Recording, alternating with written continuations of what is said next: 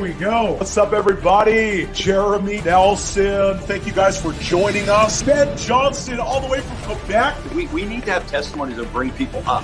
If you need prayer, we want to pray for you. Chris Mathis. Honor what you're in. It'll always increase. I'm getting spiritually stirred. God wants to fill our homes like a tent of meeting. He wants the pillar of fire. Sickness has to go. The realm of heaven that is being released over every person that is watching.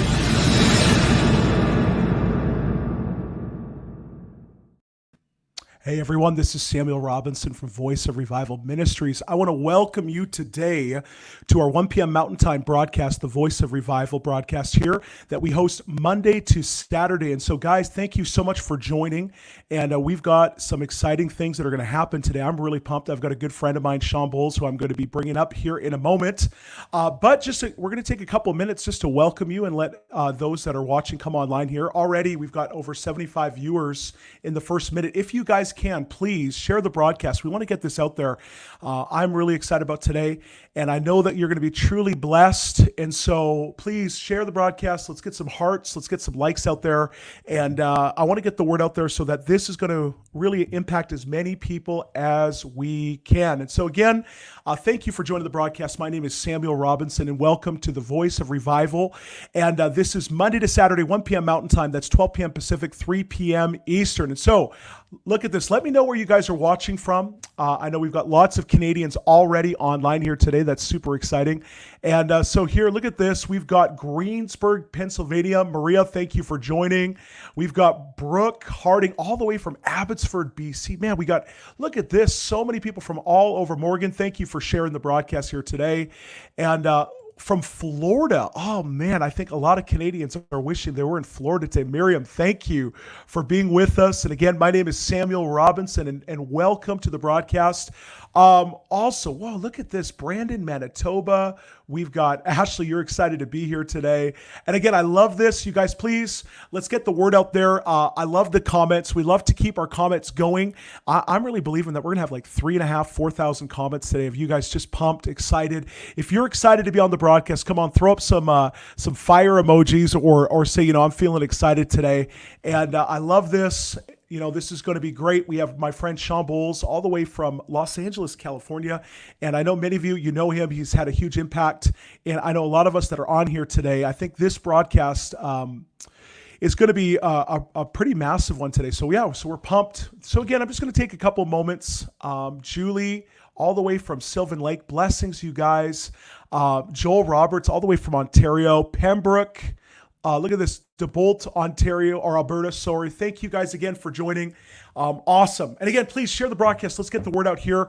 And in just a couple moments, I'm going to get up Shawn Bolz here. We're going to be talking about God at work in Hollywood. This is so amazing what the Lord's doing in all these different spheres. As some of you know, with myself, I have the privilege of working with professional athletes. And Shawn has actually been a huge voice in my life. He gave me some of my first prophetic words about moving in the sphere of sports. And so it's been incredible what the Lord's done there. And we might get into this one where actually Shawn opened up through a prophetic word, actually, the CFL, the Canadian Football League. He actually gave one of my friends a word and told them that their team was going to win what we call the Grey Cup, which in the States you would call it the Super Bowl. Long story short, that team won the Grey Cup that year, and he told my friend that he was going to make the winning play that was going to help them win the game. And it happened exactly like he prophesied. So I love that. I love the prophetic work, not just in the four walls of the church, even though that's incredible, but also in all these other mountains of society. And so you guys, look at this. France is on with us today. We've got Abbotsford, Grand Prairie. Come on, welcome you guys. Thank you so much. And again, just a couple of quick announcements here before I bring up my friend Shawn.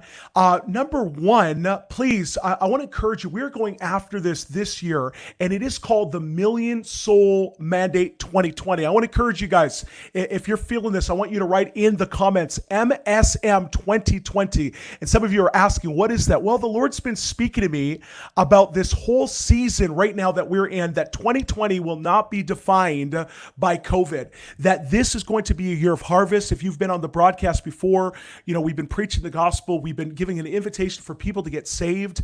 Yesterday, we saw 5 people give their life to the Lord. We actually saw a family all the way from Iran give their life to Jesus. And even today, I've been working with all of these online discipling groups to be able to pull people in, because the souls that are getting saved all over the world, you guys, God is moving online as we speak. And so it's been awesome. And you are a part of this, and you're a part of this online army.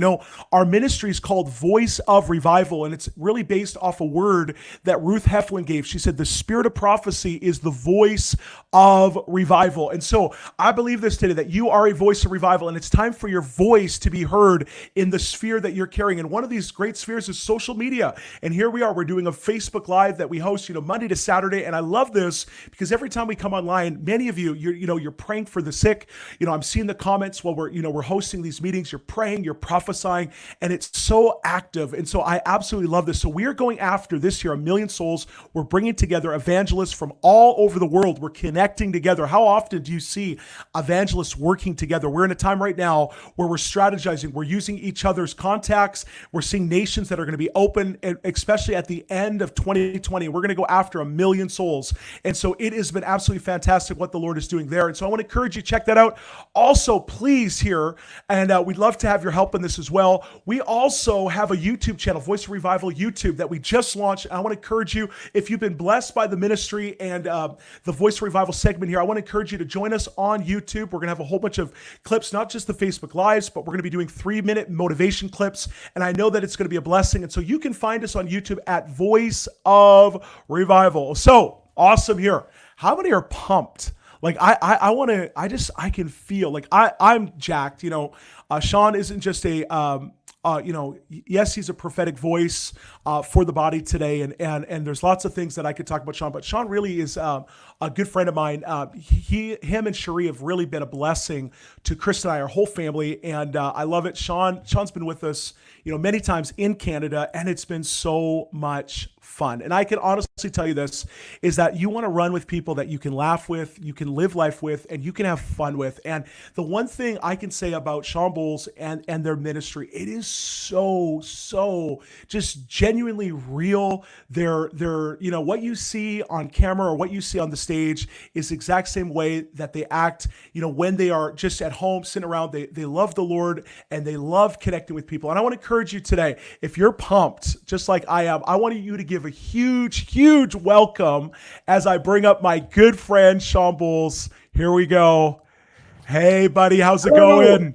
I was laughing because as you're introducing me, my daughter had hurt her little fingernail and I had to clip it. So I was like, bring her in real quick to clip the nail before you brought me on. Here I am. Hey, let's call that prophetic dad life, huh? No matter what. I think every time I've done a broadcast that I really care about, I think one of the kids has come in and I've just gone with it. It's like, what do you need? I love you. It's just real life, Come on. And okay, I have to tell you, Shawn, this morning today. So I'm like, sweetie, I was talking to Kaylin, my oldest, 6 years old. I'm like, so sweetie, cute. I remember Shawn. Yeah, I remember Shawn. I'm like, I have Shawn on the broadcast today. She's like, Daddy, that's so awesome, but can you make it short? I want to play with you. That is a 6-year-old right there. You know what I mean? Like, no matter what, you're 6-year-old. It doesn't matter if you're going to work, what you're doing. It's. I love it. I love that. Especially in this season, we get to play more with our kids.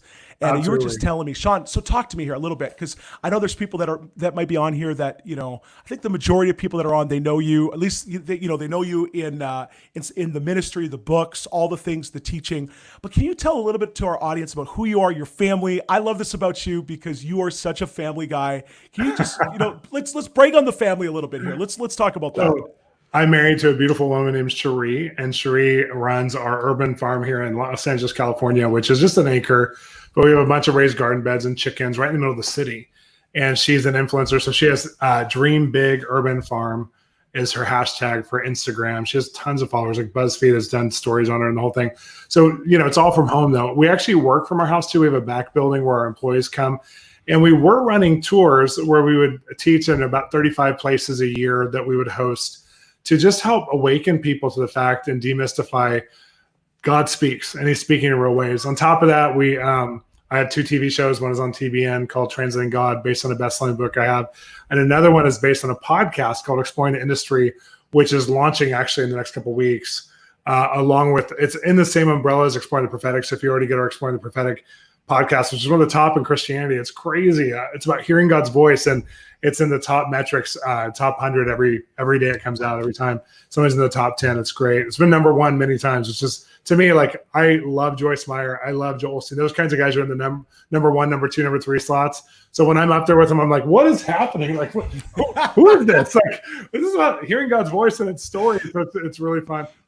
So we just do a lot of media, and so we're actually, because of COVID, we've just focused more on our media. So we have an online platform where we mentor people, process their prophetic journey together. That's one of the paid things that we do. But most of what we do is just this media content where we're helping to create the narrative for what God wants to do in the entertainment industry, but also just speaking how he wants to speak to the average believer. Come on, Shawn. And I just want to take a moment. Guys, thank you so much for joining. Please, right now, I want to encourage you, share the broadcast, because I know, Shawn, like, here's what I can honestly say this. I've been with you when you were single, and I've been with you when you got married and with kids. I can tell you something, bro, you married way up. Let's be real. Well, you did too. Like, we both did. We got married first.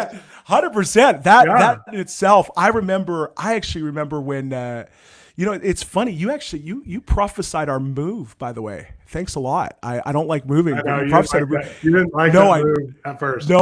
No, it was like, I remember you were telling me, you're going to move. I'm like, man, dude, I don't like you right now. And then all of a sudden it was the best move we ever made. Like our family, we live in Edmonton now. We live in the freezer of Canada. Thanks a lot. We live in the fridge. Vancouver, yes. Yes. So before in Vancouver, now, and it's like, but it's been the best. Now, okay, Shawn, so here you are, you're living in LA. And I was thinking about this today, because just thinking about the broadcast, you're thinking about what to talk about. And here you are, you're living in LA. You've got, the Lord's giving you this vision about God impacting Hollywood. And I want to park here for a moment, because there's a lot of people that have said, Hollywood's beyond being saved. There's a lot, you hear this all the time, where it's like Hollywood, and it's always the negative. You think about Los Angeles, I think the one thing I'll say is negative with Los Angeles is the traffic. I will say that. No, the traffic. There's none. No, that's true. It's true. Revival. Like right now, you could probably ride a bike down the freeway. But like, with all of this, Shawn, like, so here you are, like, and I was thinking about when you first transitioned to LA and taking on this word about Hollywood and even with all the drama behind how, there were words out there, Shawn, about, Hollywood, like kind of California falling off, like earthquakes and you having to deal with that, even with people that like people I love. Yeah. And having that like thing. So I want to talk about this. Like, what spurred you on in the midst of all of this, where people were like California is going to fall off the face of the earth, Hollywood's of the devil. Here you are, you get this word about moving there, where a lot of people, I'll be real, have tried to do stuff. And I know there's lots of good works, but like the impact and all this, and I just see you now and the impact that you made. But can you share about that story a little bit? Yeah. Well, it's interesting. I'm going to go back a little teeny bit, just because you and I are both second generation Christians, right? My parents got saved, and they really loved the church. They loved being at conferences, events at the church itself. They ran like 5 home groups a week. They had a prophetic nurture group, or like a place where you hear from God. And I love that, but I was second generation, so I didn't want my life to revolve around the church. I wanted my life to revolve around God transforming culture and changing the world. So I wanted to see if my Christianity worked with the poorest of the poor and with places like war zones. So why my parents, like, I would go to places, they were like, why are you doing this to us? Because they prepared me for like a really safe life. And for them, that was a real gift, because they didn't have safe lives where they came from. So they were shocked that I'm going off into, like communist countries. And when I was a teenager, like places where there was conflict, active conflict zones. I've been to North Korea. I've been to Venezuela when it was crazy. It's crazy again, but when it was crazy. So like my parents were like, what are you doing? Like, why are you doing this? But they also loved me. They also believed in it. And so after going around and seeing that God would show up the same way we'd pray for healing in the church when I'm one-on-one or just with a small group of kids who just met me and we don't have a context for me in a dump in Africa, and they get healed and God touches them and their Muslim school teacher or whatever. Like, I needed to see that in my own right, to see that what we're saying is happening in tent revivals and these meetings and whatever is normal Christianity, but it works for the whole world, not just us. And so I did that for a long time. Alongside, I was teaching from the group that I was involved with on, hearing God's voice and just kind of the culture we carried as a church. And I kept hearing God clearly that he wants to do something in the entertainment industry that would forerun the next great worldwide harvest of God. And the last great worldwide harvest was probably the Jesus People movement. It was millions of people saved. It was on the cover of magazines like Time and other magazines for the impact it had on society. It brought a move of moral purity that we needed because there was so much stuff happening. And so we need a worldwide move of God. But I felt like God said Hollywood is going to forerun this in entertainment, sports, movies, television, video games, this kind of thing. And at the time, I was laughing, like, why are you telling me? I'm in Kansas City at the House of Prayer. Like, it was before the House of Prayer, but I've been in Kansas City where no one here thinks. I'm in the Midwest. Even though I'm not from there, I'm from California. But I was like, no one cares about that here. Why are you telling me? What could I do about that? And I got a series of prophetic words, 7 words over about 2 months about God wanted to raise up a new breed who would go to places like entertainment industry or in business or in politics, and they would bring the same kingdom mentality from what they believed God wanted to do in the church. They'd bring that there. Excuse me. So I began to pray. Wow. Excuse me. I began to pray into that. And as it was 2006 and 7 when I was getting these words. And I didn't have a release to go until 2006. So it was that long before I was released from God to go. It was 10 years. But I would come out every 2 or 3 times a year and just see what God was doing. And most of the ministries and stuff that I was involved with in those days, I mean, the whole entertainment ministry scope, all the groups that were ministering, none of them lasted in the 90s, and except for one. And then the ones that were here in the early 2000s didn't last. So by the time I moved here in 2006 and 7, there was a new breed or a new emerging group that were ministering in Hollywood, along with a few mothers and fathers who had established works. But most of it was new, and we wanted to work together because it was like all hands on deck. So we started to do Bible studies for entertainers and actors, and we started to do prayer meetings and national days of prayers and social justice causes and anti-human trafficking events and whatever. So, I mean, we just did tons of different stuff. I started a church and that I've given over to my best friends. I still attend it. It's called Expression 58. That was entertainment focused at the time. We did so much stuff, but really in the midst of that, I was learning how to love the people who were here in a way that wasn't to try and get them to get saved so they could do something for God, but in a way where I was treasuring them because of who they were in God, because of how he sees them. And so it was a challenge, but I think most of the things that I watched fail, they failed because it usually was a human good idea that wasn't a God idea, even if it was a Christian effort. And so when we were here, we were lucky enough to have a God idea with not that much talent or skill. I didn't have very much talent or skill for what we're doing. My team didn't, but we had a God idea, and that sustained us as we walked through this incredible journey that we're just really, now it's 2020, and we're just now entering into what God spoke to me about in 1996. It's now time for now. And I would have never thought I could even endure that long of a journey because I would have moved by now. It's so much easier. I would have moved to Texas or somewhere else where it's just easy to be a Christian instead of Los Angeles where it's just like even our government and politics are set up against us. It's just so. Well, Shawn, if I can say this, and one thing, guys, I want to encourage you here. We've got over 320 people watching. Guys, share this because I believe that this is significant right now. Because I want to ask you this question, Shawn.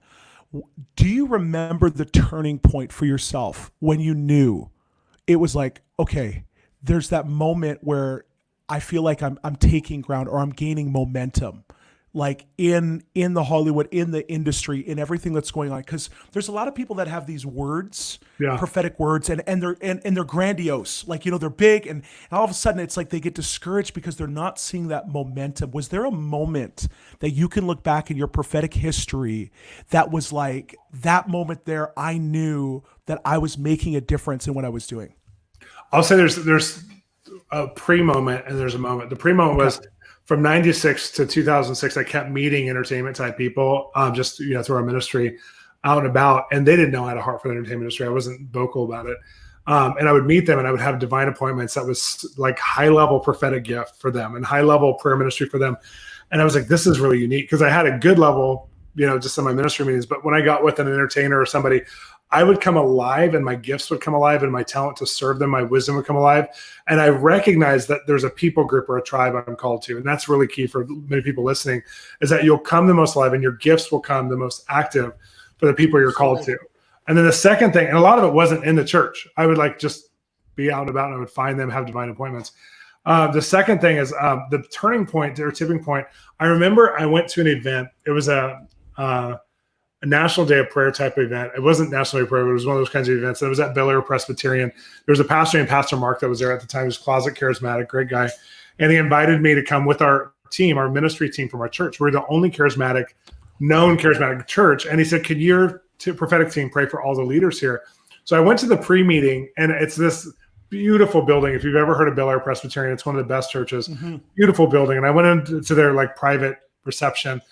And Pat and Shirley Boone were there. Now, Pat Boone is one of the A-list actors of the last generation. He's probably one of the most famous people in history. Competed with, Elvis opened for him. that kind of thing. And TV, one of the best 100 episodes that were the highest rated on TV in history type thing, in his history. And so, for me, like I see them across the room, and I was like, he's the man who did what I want to do. Meaning, he was a Christian who did kingdom, and who was in society and who helped raise people up in society, who didn't just do it for the church, but actually had a great impact in the secular. But I want to see it kind of a hybrid. I want to see ministry and career at the same time, not just do ministry after your career. And so I'm looking at them, and his wife, Shirley, who's passed away, and I love Mama Shirley, she looked over at me and she goes, Shawn Bolz, and they ran over to me. Now, I didn't know. You have to realize, like, I'm this little pastor with 100 people in my church who's like told I shouldn't come to LA because it's going to fall in the ocean, like you said. And I'm like, why do these people know me? Wow. And when they said Shawn Bolz, the whole room goes, Shawn's here? And I didn't know one person in the room, okay? Except for Pastor Mark, because I'm like, how do these people know who I am? Like, how do they know me? Because these are all like evangelicals. These are like the Anglican pastor, vicar, the Methodist pastor, like these kinds. And I'm like, wow. I think they think I'm someone I'm not. Like, I just felt really weird, like Norm on Cheers. Like, Norm, And I'm like, what is happening? And so they come over to me and they're like, we have to meet with you. Can you come to our house this week? And I'm like, how do you know me? Like, how do you even know my name? And they kind of went through a backstory of like a God journey they'd been on, and that I was a reinforcement to their God journey in Hollywood. And they'd prayed for 50 years every week for Hollywood up to that point, only missing like once every 2 months with a prayer group. And so like Mama Shirley Boone said, I am supposed to commission you or pray for you for your work that you want to do in Hollywood, because we're some of the only people who did, high profile meetings with people behind the scenes and the prayer appointments, but we didn't know what we were doing. You're going to know what you're doing. And where it was one of us, you're going to create an army. And so I was just like, whatever, this is wild. So I went to their house that week, and Pat had to cancel like 3 things for me even to come over because he's so busy. And I went to their house, and we had like a 5-hour meeting, and he, who didn't prophesy at the time, ends up prophesying over me and brings an old-fashioned sword out and dubbed me for Hollywood. Like, it was crazy. No. Time. He gave a sword. A sword. Like, he brought. Please tell me you have photos. Say it again. Do you have photos? No, because it was just us, the 3 of us. He told it though on my podcast that I did when exploring the industry. I think we talked about that moment on the special clips, but because it was a big deal for him, because he doesn't prophesy like that. Well, he does more now, but he didn't at the time. And he goes, we don't have a natural family member who's believing for some of these prophetic revival things in our line. We have a wonderful family. We have an amazing family. But as far as the revival side, we don't have natural. So we're going to commission, and we're going to lend you our resources and our network of friends and our credibility. And I knew, like, God, out of everybody I could have been introduced to, I could have been introduced to like a Tom Cruise or whoever. But these are the kingdom people that represented a righteous root system in Hollywood. And I'm like, you not only brought me to their house, but they became like my grandparents. Like, when Mama Shirley died, it was like losing my grandma. Like, and Pat, like, he's like grandpa, like, he's still, thank God he's still with us. And something in my spirit moved forward I just knew the visible signpost of that favor moment. And then they kept inviting me to things, and it gave me a lot of opportunities I would not have had without their invitation. So, okay, Shawn, I'm loving this. I've got 1,000,001 questions and jokes at the same time. So. But here, so with all of this, Shawn, with that experience, and I know a lot of people are probably be thinking the same thing. Again, I want to encourage you guys. Thank you so much for joining. This is the Voice of Revival broadcast. If you have not yet, please share the broadcast. And if you're liking this, throw some hearts and some likes up. This is awesome for me, and I know for many people that are watching, because I think in some ways there's many people that are watching. We benefited from Hollywood. Like I like going to movies, and I love I'll be the first person. I love give me the Avenger movies, give me lots of explosions. Some of my friends are like, Sammy, you're a little bit cheesy. I like Transformers. There, I said it. It's out there. I love it too. It's out there on the open. Hey, but Luke Skywalker is right there. So just saying. Come on. 1/6 version. I even got my Superman, my water here. But so with all of this, Shawn, and how you started, what are you seeing right now? Because there's a lot of people they're hearing things about God starting to move in Hollywood. So we've had guys like Kanye West, Justin Bieber, different ones, and it's like I feel like we've seen Hollywood pivot. Like we're seeing a pivot that's taking place, and now we're seeing guys that are getting more bold now than ever before about the gospel. And if you can, that's Shawn, wild. You've also got something that you're doing too, right? With is it CBN? Is that correct? Is it CBN News? Yeah, we have a podcast CBN called News. Exploring the Industry. It's about to come out. If people subscribe to Exploring the Prophetic, which is our podcast that we do all the time every week, they'll get a special edition on Fridays, which will be under that. You don't have to subscribe to it. It'll just come out on Fridays because they're very similar testimonies and stories. It's just people in the entertainment industry. It's called Exploring the Industry, but you can watch it on CBN News. We have 10 episodes up there right now on demand. I would say this, like, it's really interesting because when we first moved here, it wasn't cool to say you were a Christian in the entertainment industry, and you were persecuted for it. There's a few people who did it, and the people who did it were mostly in ethnic groups because it was safer for them. But just mainstream, especially A-list, even ethnic A-list actors or producers or directors were really careful. And something shifted about 3 or 4 years ago where you have some of these people who were really broken, who went through a very public conversion journey, like Justin Bieber, Chris Pratt, Kanye West, who you mentioned, but many others too. And it caused a lot of people who were already in faith to feel dignified even more in who they were. They'd paid a price behind the scenes.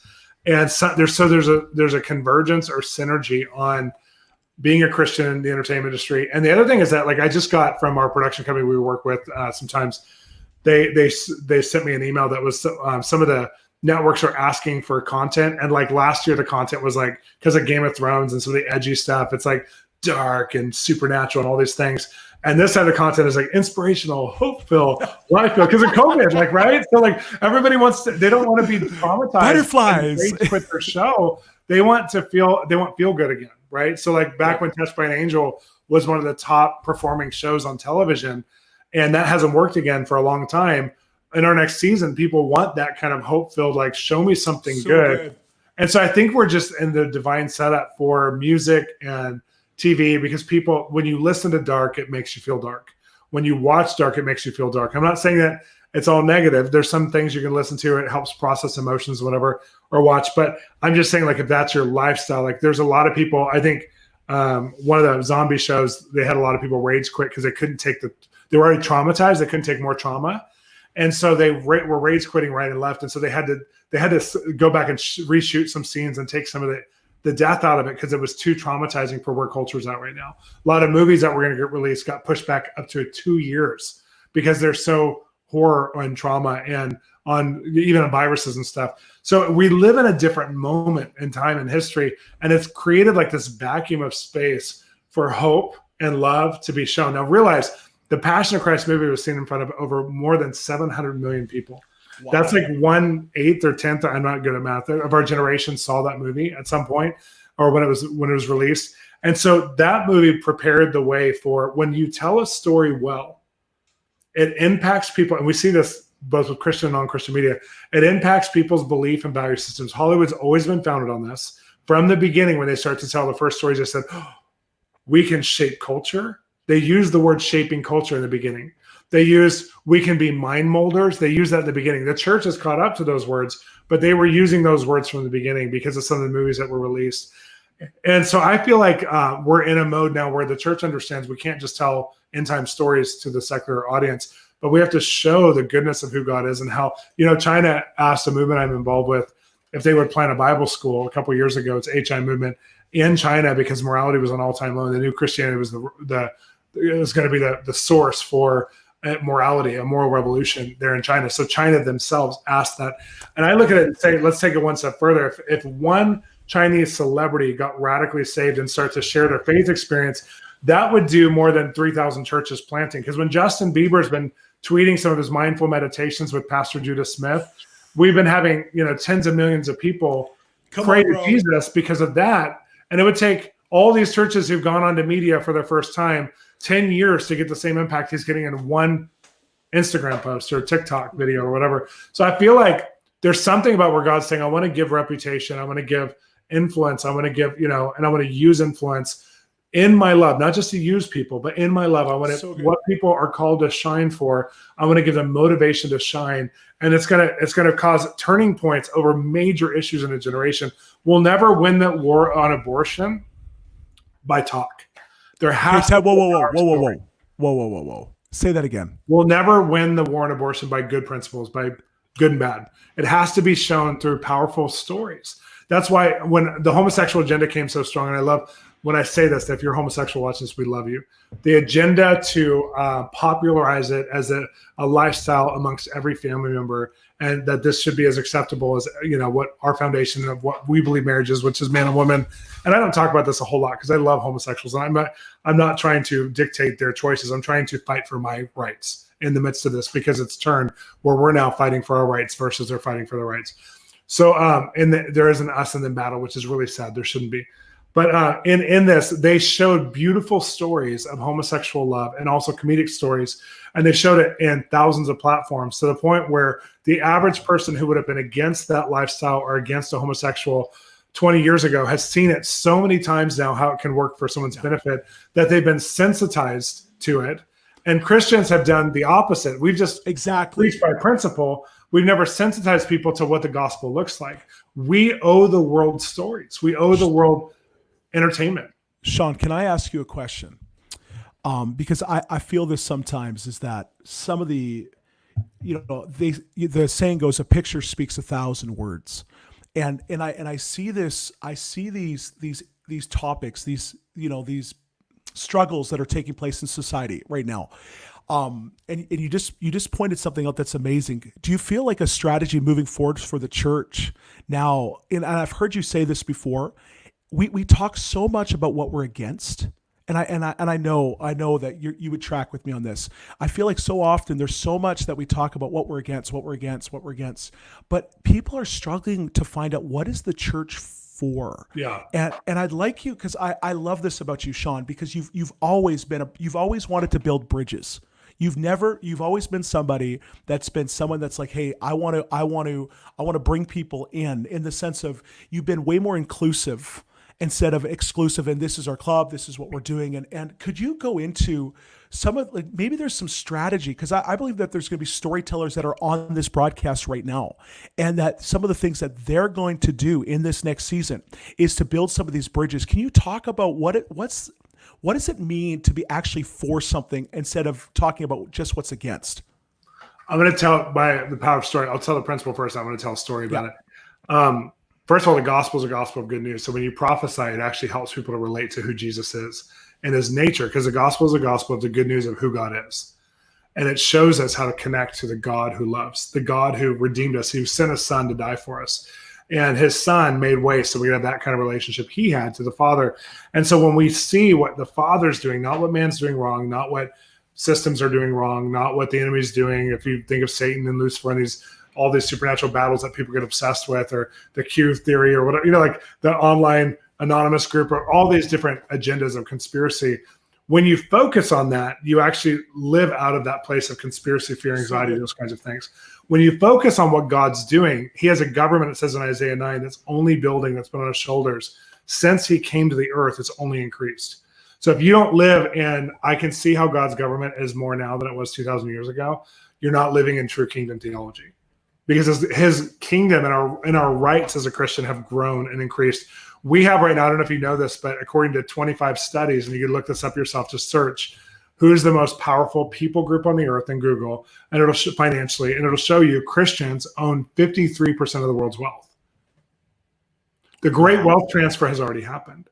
The problem is we don't have revelation, strategy, and unity for what to do with it. We can solve world hunger in 1 year just off the tithe of the 53 billion, 53%, sorry, 53%. Just North America itself, if we tithe for 1 year, we'd solve 10 of the world's greatest problems, according to many of the statistics. So let me tell you a story. So I'm with, we can't have an us and them theology. God came for the whole world. He loves the whole world. Everyone who's alive is important to God. Everyone who, even if they're a murderer, rapist on death row, which I've been to death row, ministered, loved on people there. I don't know if you have, but it's a surreal experience, but it's an important experience. I've been to the most marginalized people groups. I'm not just called to cool people. As a matter of fact, I'm not cool. So I'm just called to people, to love people. So I went to Las Vegas, and it was a real learning experience because I went with some friends, and one of them was friends with a famous poker player, like a super famous poker player. So we randomly just show up at dinner. We didn't know he was going to be there, and he's sitting with us in this little bar, or like little off the bar area, like a little private table in this Vegas casino restaurant. And he's the most famous poker player probably, and a Vietnamese guy. And so all of a sudden, I didn't know anything about him. I've never even heard of his name. I couldn't even remember his name the whole time we're together. And I was having a prophetic moment for him. And I remember just going, I looked at Alvin, Alvin Shawn, one of my best friends. And I go, Alvin, I got a word for him. He's like, give it to him. I'm like, I don't know. Like, I don't want to ruin our relationship with our friend. Okay, I'm just going to go for it. So I said, hey, and I gave him this really, really precious word about how his family immigrated over to America, real private details about his life, about his sister, about just how hard his life had been, and how he had hope for some things, but it had been destroyed about 3 years before, and how God wanted to recreate the opportunity. He goes, why would God do this for me? I don't follow Jesus, but I know Jesus is real because my mom prayed to him. And so like, we're just going to, and he's crying and he's shaking, his hair standing up on his body. We're impacted by it. We're freaking out. Well, at the very end of it, we take a picture with him and I put it on Instagram. Look who I met in Vegas and had a divine appointment with. I had probably 25 people who are connected to me. These are Instagram friends who were like, why would you be in Vegas in a casino? And why would you be with that guy? And I'm like, why would Jesus be in a tax collector's house? Why are you suspecting my integrity by being with this guy? Like, Jesus spent time with people and didn't allow their reputation to define who he was. Can I tell you something, Shawn? He spent time with them because he knew they were worthy of God's love. He chose a tax collector to be a disciple. So he chose time with them because he saw what the Father could do through them and in them, and he treated them as though they had full value. Now, we see this with Daniel, with Nebuchadnezzar, who didn't end well. But Daniel loved Nebuchadnezzar to the point that even when he threw him in the lion's den, Daniel wasn't sitting there bitter, like, I can't wait till I get out so God smites my enemy Nebuchadnezzar. Nebuchadnezzar goes, Daniel, because he loves Daniel, are you there? And he's like, I'm here. I mean, there's this embrace of who these men are. And I feel like there's this thing in Christianity where if you're not on our team, then you are Satan's. Wow. And because of that, what I love about the prophetic is it causes religious people, someone like me, to talk to people I would never talk to because they're not in my socioeconomic status. They're not in my cool zone. They're not in my racial zone. They're not in my whatever. They're a woman. I'm a man. Whatever it is. They're young. I'm old. Whatever. It causes me to say, God can use me to talk to them and change their world, and it will change me as it changes them, or else it's just a ministry thing that I'm in performance about. So for me, I feel like we're in this time where God's showing us that he wants to speak to the whole world, not just the church world, the whole world, and bring his good news. And I love that, like, one of the things that repentance does is it causes us to not reap all the bad benefits of a bad lifestyle in our life. Like, all of a sudden it cuts off the ability or the justice that we have to reap everything, and we become a new creation. But I feel like the Christian world, we're not ready for God to do that for people like Kanye. Like, it's still a challenge. Like, people are like, oh, he's not. Kardashians are evil. These are the Kardashians who I've been to the concerts, and they're lifting up their hands trying to figure out how to worship God. I've watched Chris do it. I've watched Kim do it. I've watched, they're lifting up their hands trying to worship God. And then you see on Christian posts, like, I've done some articles for CBN News on Kanye, and there's people who are commenting things like, the Kardashians are Jezebels, da-da-da-da. And the moment we allow our speech to go into hate speech towards someone that God loves, we've lost all authority in the kingdom. Come on. I just want to say this, Shawn, I am getting so jacked right now. Guys, listen, if you are watching this, I want you right now, if you are on fire from this, right in the comment section, come on, fire, because God is moving as we speak. I'm getting I've had only one cup of coffee today, and I feel like I just drank 7 Red Bulls in the spirit. I'm like, I'm loving it. I'm about to go into some Xena warrior tongues. La, la, la, la, la. But guys, listen, I want to encourage you, share this broadcast, because and I'll be real with you, Shawn, I feel like I've been there. It's funny how we judge so easily. Yeah. And I feel like I've been there too, by the way. I've done it recently. I've had it I love conviction because it makes you come back to love. And we got our Pharisee pants on a little tight. This is what I feel like right now. And so, Shawn, this brings me to a couple questions. I want to pivot here in a moment into the word of knowledge and some of the things that have been going on, because I love this. You've spoken prophetically into my world in the sports arena, and I shared on this, and it was a powerful story that actually opened up the whole CFL through one word of knowledge. At the time, I didn't like you because I thought you were gonna I'm like, oh, Shawn, he's rolling out on all the reputation that I thought I was building, and then the word's like, is this me or not? And I'm like, oh, but in the end, I'm like, oh man, I'm thankful I got prophet friends. That's all I can say, because it opened things up. But here's a question for you, Shawn. We talk about Hollywood. We've heard the words Hollywood getting touched. Why is it that we have such a hard time with famous people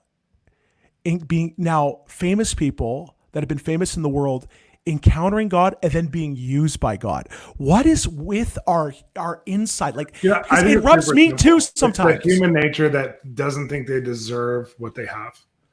And judges them because maybe a grandma is watching this right now, and Justin Bieber, when he was in his bad face, influenced her grandson, who's also in a bad space, and her grandson didn't have the turnaround. And so it's like Lady Gaga is the Jezebel of the generation, or whoever it is, whatever name, Ariana Grande or whatever, or maybe it's a sports figure who made bad choices, and so we judge them for their bad choices as if they're supposed to be Christians and making good ones.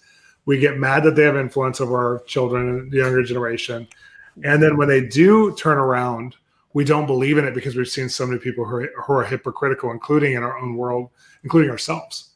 And so I think our challenge is to let people be on their journey and not try and manage it. And with with Kanye West, I've been reporting a couple times, like I said, for CBN News, and I've had to let the whole crew be on their journey. I don't know where his faith is on certain issues, but I know that as far as Christianity, Jesus on the cross, like evangelical theology, he believes in that. As far as certain subtext, I don't know. I mean, I know he's anti-abortion. I know all of that stuff. I know he's for abstinence, outside of marriage. Radical stuff. Those are radical quotes. But Christians still are finding reasons to villainize him in the midst of this, which is so sad because he's in his first 2 years of salvation, or first year and a half of salvation, and we're treating him like he should be 20 years in the Lord leading ministry. And so I think that that's the hardest part. The other thing is that we've had so many failed Christian celebrities, meaning Christian ministers, that have made celebrity look bad. I mean, it makes us not trust. Like there's only one Bill Johnson who feels like he's a man who will never fail. Like from the pastor from Reading, or Jack Hayford, who's just so integrous, or Joyce Meyer. Like we're not worried about scandal with Joyce Meyer, but people are worried about almost everybody other minister that they see that they're going to break out in some weird financial or sex scandal, because that's how the enemy tries to take people out, is girls in glory, or gold guys in glory, either one.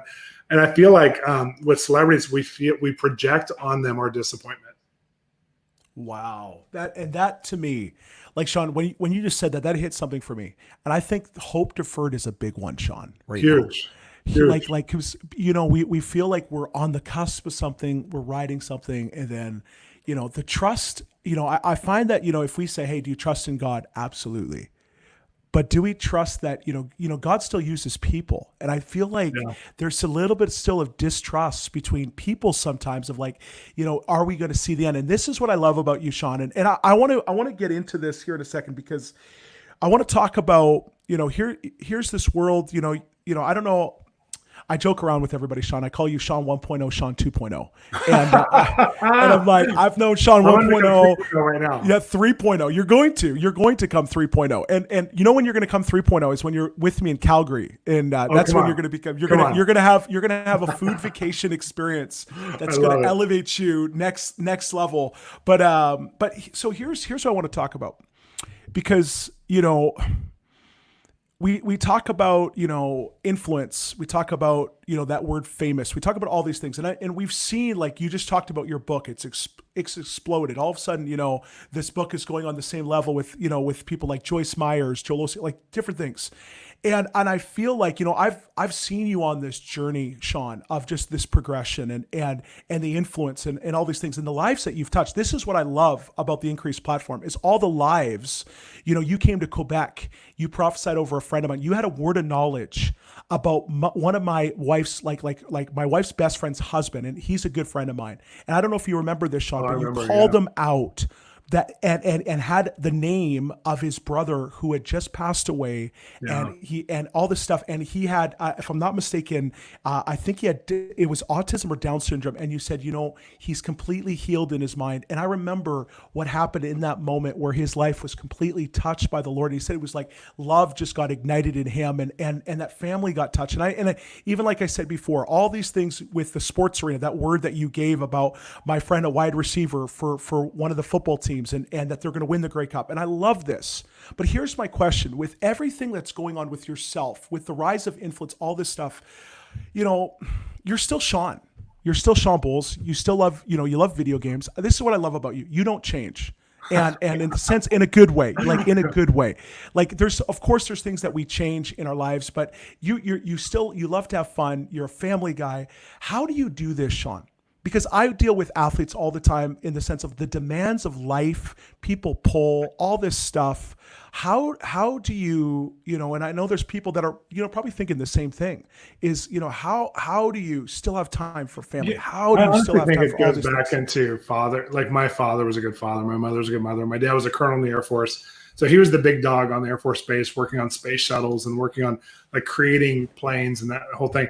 So everyone, when they would say, like I'd go to the gate and they'd say, did you bring your ID card? And I'd always forget it when I came back in. And they'd be like, I'm Colonel Bolz's son, Shawn. And they'd go, oh, come on in. There was all this entitlement that went along with it. But I feel like I watched my dad be a good dad, be a good husband, down to earth, never took his position or entitlement to his authority. We did a little bit when we were growing up, but he didn't. And even though it wasn't like as big a celebrity, it was a real authority position where they had this thing called the officers' brats, where a lot of people who are officers or kids turn into evil kids.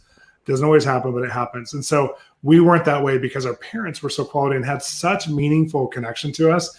So when I was released in the ministry, two things. Number one is I never wanted to be a poster boy for the prophetic. That was not the ministry I chose, but God chose to use this. I think I was the reluctant guy who's like, oh, there's people who want this. God, give it to somebody who would die for this and be a martyr for this. Because I'd be a martyr for the poor. I'd be a martyr for the persecuted church. I'd be a martyr for, but I'm not going to be a martyr for a gift and the tool belt to be raised up. This is hard, God. And so I think part of it's like I don't have a lot of ego or identity in it because I could not ever prophesy publicly or be known for that again and just have my own life with friends and family behind the scenes, and I would be okay. 100%. Because I have other things. And the other thing is that my prophetic assignment isn't just to teach people, but I have an assignment to impact the entertainment industry and business people. And so I do that all the time. That's when I come the most alive. Now, when I'm teaching, I enjoy it. I've been a minister and a teacher for years, but my primary assignment, the reason why I've been given the gift of prophecy isn't just to teach it, but it's to do something with it, to have impact with it. And I think a lot of times people misunderstand too, because some people are just so ministry driven that they want gifts so that they can have a platform where they can speak or whatever else. Speaking to me is my like speaking for like an hour on the prophetic or 30 minutes on the prophetic is my least favorite thing that I do in ministry. Oh. I mean, it's just so redundant. It would be like somebody who's known for a worship song that they never wanted to sing. It's like, well, I'll sing it because it's, it paid my bills or whatever, back in the day. But so it's just something I do as a service to God. When you have a lot of identity in it, like if I had a lot of ego and I need to perform for it, then I think I would have, or if I got a lot of esteem from it, like I wanted to be the prophet, I think I'd be in trouble. But it's not even one of the identities that I want to be. Because when you go into Hollywood, you don't want to go behind the scenes in circles and be like, hi, my name is Prophet Shawn Bolz. It was just, it isolates you from reality, from anybody. They're like, what? And you're fighting a battle for them to understand even who you are before you can talk to them. And so I'm like, for me, I think we stay grounded by, I'm a Christian and I'm rooted in the fruit of the Spirit. So good. I'm not a prophet and I'm rooted in prophetic principles. I'm a Christian who's rooted in biblical principles. I love Galatians 5. It's one of my favorites, just the fruit of the Spirit. And so when you think that way, then when someone comes to you, like I have people come to me to go like in a book line, or when I'm walking to and from meetings, or someone's just at the mall, I get recognized all the time, or wherever, in airports, whatever. And people come up to me and talk to me, and I'm just like nice to them. And like one lady came up to me before COVID, right before it was, and I was with my daughters, and she goes, "Do you have time to pray for me and talk to me?" I said, honestly, like this is really special for me and my daughters. I don't want to pull away from them because they're so little, like they wouldn't understand. So I don't. I'm so sorry I have to put a boundary up, but just email me and I will get back to you. And she's like, "You're so approachable and real." And I think it's like my choices was not to devalue her, but I knew what I was valuing. And because I knew what I was valuing, I could easily put a boundary up for her. And I think most people who have significance on their life or their career, if they've had some measure of success, they don't know how to put up boundaries. And so they're rude, they're arrogant, they're entitled, or they're bullies. Wow. Unintentionally. They're not even doing anything wrong. They have a good heart. But someone grabs their shirt and tries to pull them to sign something, and they're like, "Get away from me," versus like, "Hey, that's not cool." Like using it to be a teaching moment or whatever, or putting the right people around them where that doesn't happen. So I feel like we're just constantly fighting for how do we not disconnect from people, and how do we not just connect out of our reputation, but how do we connect out of God? Because ultimately I'm a normal human being and I don't have time for most people. And I disappoint a million people for every one person that I'm a blessing to, because we have 10,000 email requests for prophetic words a week that I don't even look at ever. I just am doing what I'm called to. So like God puts people in front of me, I'm called to connect to. Come on. And so that means that I have people who are mad at me, and that if I don't prophesy over them when they need it the most, and then I'm a bad ministry, or they'll start to feed into the conspiracy narrative about all the negative. When you search any of us online, there's going to be 2,500 pages about what's evil about us. My favorite people are on there. Shawn. It's like so the moment you get disappointed, you look for things that are also disappointed to come into agreement with you, and you have neural pathways that are revolving around proving that truth and that narrative to your head, versus staying in faith, renewing your mind, saying maybe that person doesn't have time for me. I've reached out to a few people in my history when I wasn't as well known or didn't have credibility. "Hey, I really need someone to speak into this issue. Do you have any time for me at all?" And they just ghosted me. And these are people who I had some connection to. They just ghosted me. And instead of getting bitter and going, "Oh, no one fathers," I just was like, you know what? God is my father. So good. So I think like when God's your source and you have some level of healthy identity, and I mean, us, we teach about psychology and connection and heart all the time. So I think when you have that, like I don't get shaken by those things that, like I don't get shaken when somebody has a negative opinion about me. I don't stay shaken. I might get shaken, but I don't stay shaken. But I also don't get shaken or get too excited about when somebody's like, "You're my favorite minister in the world." And it's someone who I mean, like, there's a few people that words of affirmation go really deep with, but for the most part, I'm like, that's amazing. I love that I impacted somebody. Cool. But my wife's opinion of me changes me. Yeah. But a minister who's out there, even if it was someone like Joyce Meyer, she came to me and said, "Your book changed my whole world," I'd be like, "That's so cool." That's it. Yeah. Okay. Now I will say, what? I will say this though. My claim to fame, ladies and gentlemen, I beat Shawn Bolz in UFC on PS4.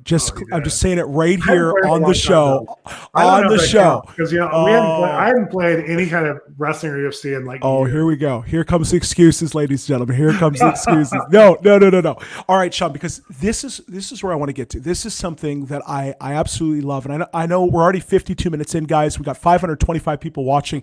Can you do something right now? This is super important. I want you to share the broadcast. If you're new right now, thank you for joining the Voice of Revival broadcast. My name is Samuel Robinson, and I've got really a real blessing and a friend, Shawn Bolz, with me here today. We're talking about God at work in Hollywood. And I want to pivot in this, Shawn, because I feel like probably the greatest blessing that I've seen in your ministry in this last season is not just the crazy words. Like I love all that stuff. I love, it's cool to be in the room and people like, wow, God knows me and all this awesome stuff. I think the greatest thing or that when I've you hand me appreciated. telephones and tell me, "Can you pray for this person?" Yes. Thanks a lot. Only your friends can do that. Here, pray for them. Listen, no. And by the way, that was the time when I did that, and you gave the word for my football friend that put me in the whole season. So just to let you know, you're part of that whole thing. But you tell me, you remind me.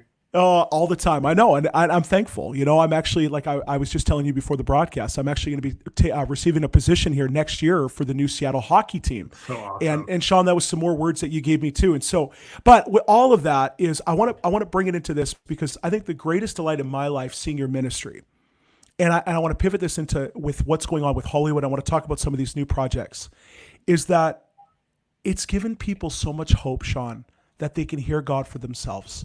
Yeah. I think the greatest thing that I've seen on all your lives, all the things, is the comments of people saying, for the first time, I feel like I'm hearing God. Yeah, that's my favorite.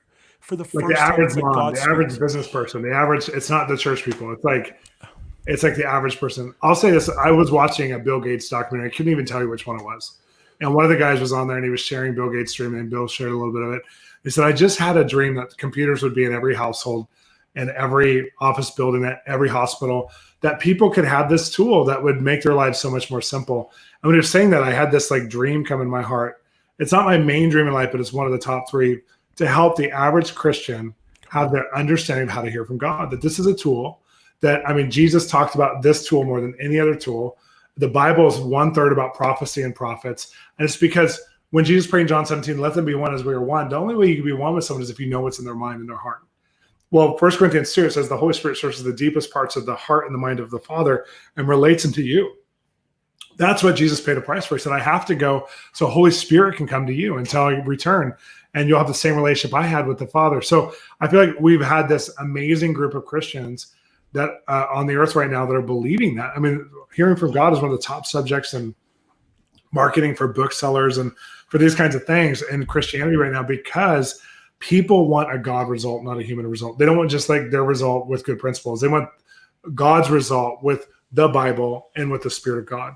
And so we've been raising this this media up. So we have our podcast, which you're exploring the prophetic.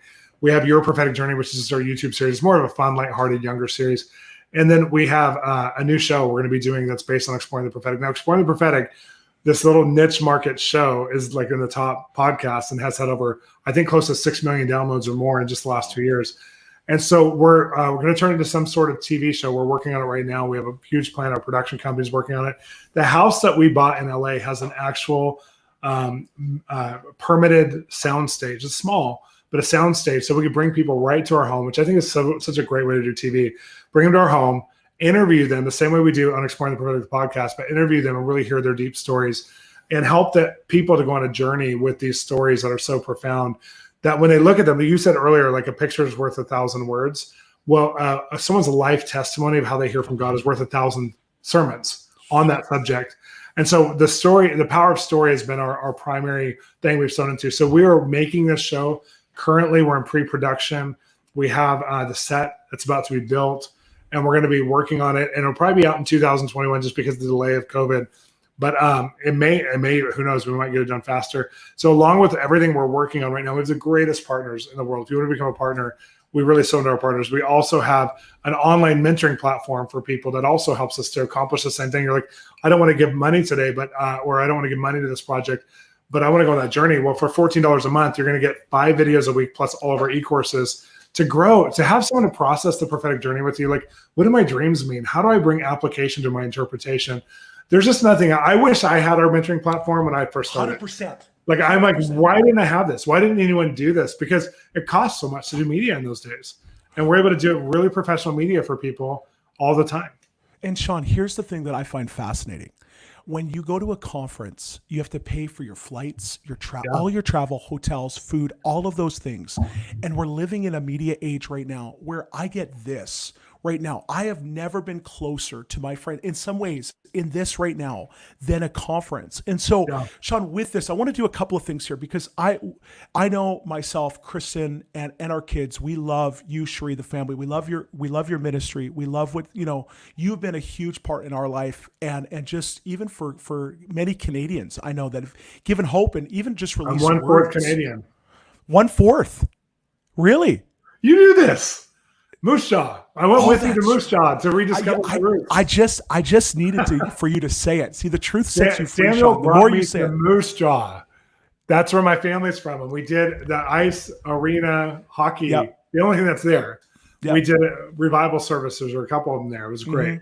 No, it was amazing. Only out of friendship could I ever bring you to Moose Jaw. Like You brought me to some places in Canada. Oh, here we go. Bonneville. Oh, Come on, here we I've go. gone with you around the country because I believe in you. 100%. And this is where I feel like too, Shawn, like we really do. We appreciate you and everything that's going on. And I want to do something, Shawn.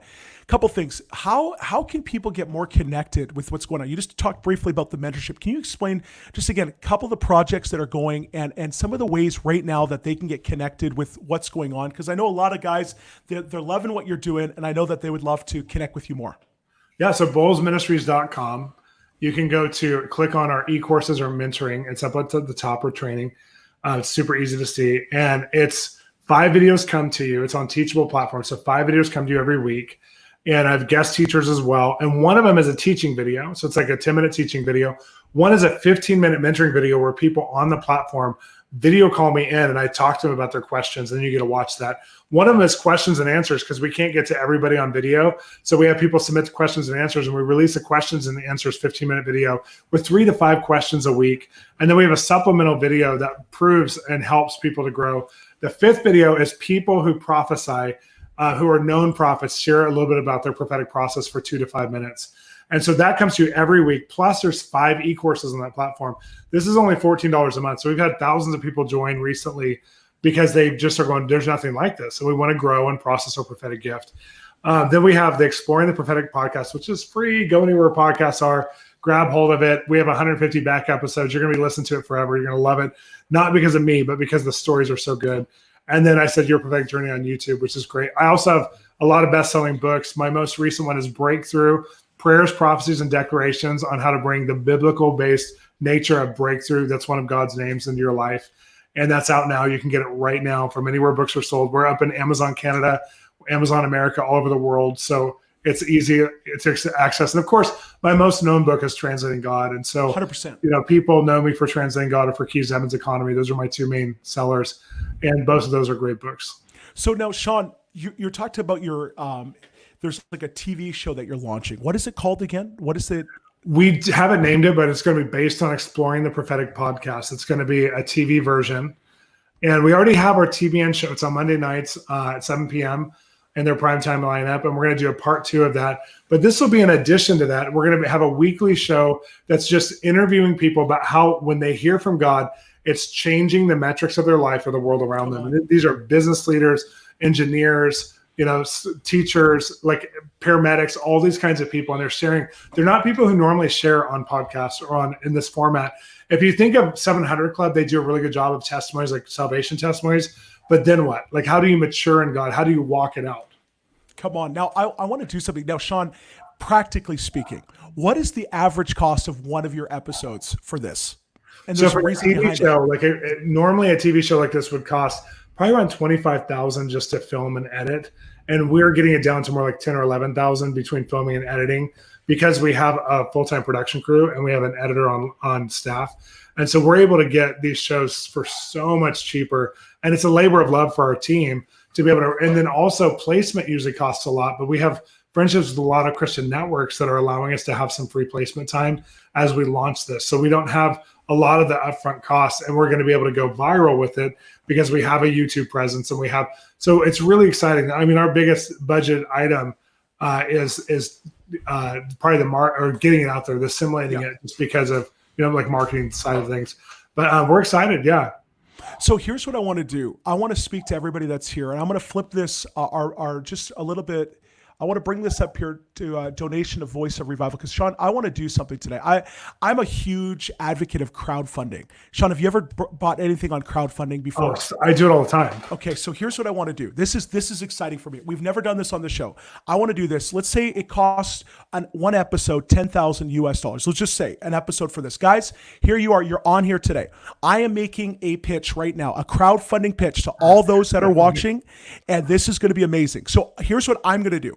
I am out of our ministry, Kristen and Sammy Robinson, we are going to invest right now $500 into what's going to go on right now. And I want to encourage you guys that are watching here today, because I want to see Voice of Revival right now be able to fund a whole episode, $10,000 episode. I want to crowdfund right now an episode for this. And so here's what I want to encourage you to do. I want you to check this out right now.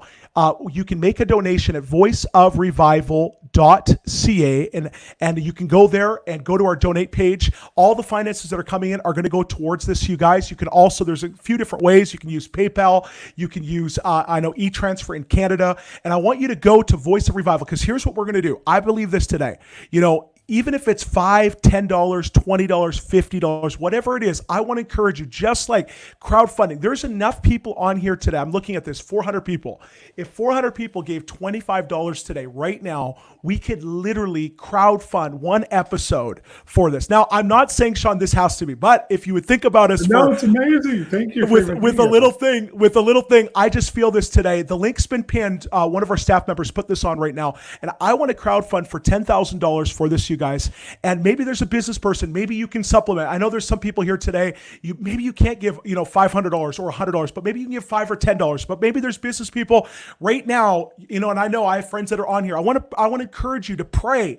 Maybe you can write the whole thing off. Maybe you can give $1,000 or $500 like us. It doesn't take much. There's enough people on here today. Shawn, I believe in what you're doing. I know many people do too. You have been a huge blessing right now to us, and I believe that this is a way that we can give back. And thank you for everything that you do, Shawn. I want to say this as a friend, and guys that are watching, I want to encourage you, please go to the website, voiceofrevival.ca. I want you to invest in this, but also though, I want you to just to love on Shawn and his family in the comment section, how much Shawn means to all of us. Shawn, like, you are, to me, you're not just Shawn on stage. You have been a huge blessing to Kristen and I, and we're friends for life, bro. I know we are 100% behind everything that you're doing. We're so excited for this next season, Shawn. I'm praying. This is my prayer. My prayer is this: is that God would multiply the voice 1,000-fold in this next season, Shawn, because I love when God becomes real for every individual, not just the minister. When you see people that are literally in tears because they heard God, they know that they heard God for the first time. Guys, some of you're going to invest into this, and it's not even just for yourself, but it's for your kids or your grandkids today. And I'm thankful, Shawn, for these platforms, your ministry. You've got translating God for kids. Is that right? Is that correct?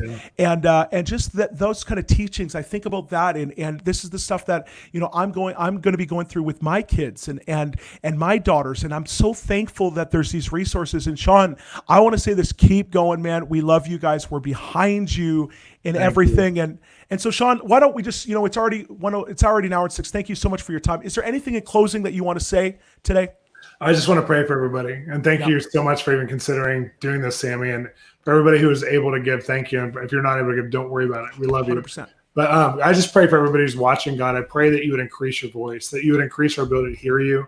We know that you're already talking, that you want to talk more than we even want to listen. And there's proof of that in John 17, where you prayed, Jesus, that we'd be one with you even before we prayed it, even before we wanted to talk to you, you wanted to talk to us.